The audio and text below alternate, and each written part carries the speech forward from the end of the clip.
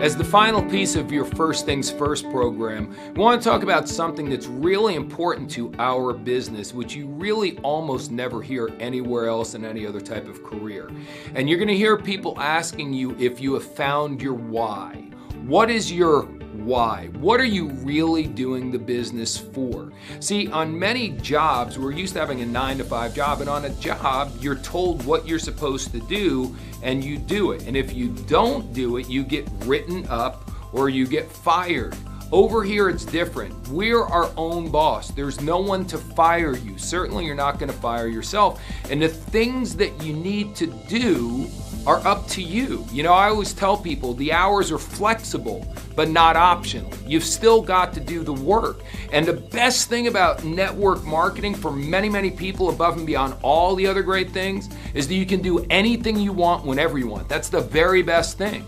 But for a lot of people, when they get started and they don't understand what I'm saying right now, the worst thing about network marketing is they can do whatever they want whenever they want. I always say what's easy to do in our business is also easy not to do. See, all you really got to do is pick up the phone and call a certain amount of people every day. So you do a certain amount of presentations every day, and some will and some won't, and that's okay. It's not that you've got to be a great closer, a great presenter. You've just got to do the repetitions. You've got to make the calls. You've got to do the work. It's not hard work. It's not complicated work, but you do have to go through the numbers. Now, in order to do that, we want to find out what's your inspiration. Dale Carnegie, who wrote one of the greatest books in the world called How to Win Friends and Influence People, said, when dealing with human beings, you are not dealing with creatures of logic, but rather with creatures of emotion. So again, this is an emotional business. We get up and down, we get excited, we get bummed out. A lot of times when people get frustrated in our business,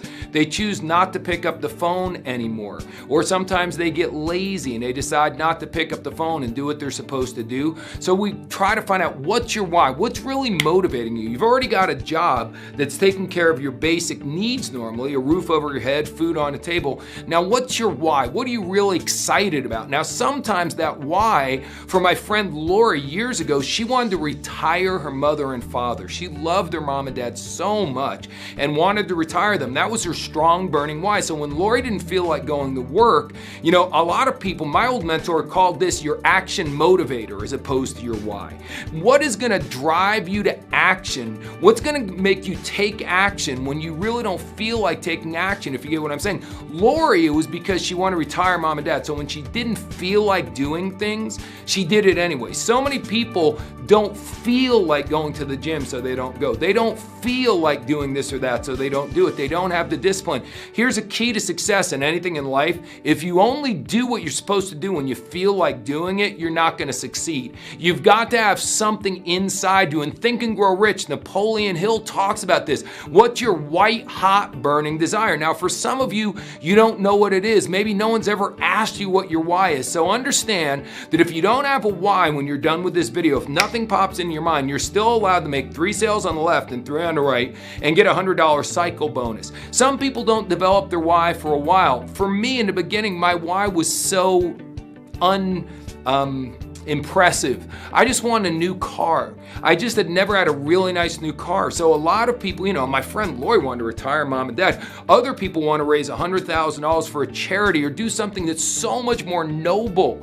Many of your people will have a non-noble first goal, their why, something that's really getting them excited. So that's what you've got to ask yourself. What's going to get you excited to take action and do what you're supposed to do when you really don't feel like doing that? And the more that's something that really drives you, something that you're passionate about, something that you just absolutely get excited about, then you are in perfect shape. Because then, even though the work you're doing every day may not be the most fun or desirable, it'll become secondary because you're focusing on what the prize is going to be. You're not focusing on what the price is you're paying in order to get what you want. You're focusing on the prize. You're focusing on your why. So, what's your why?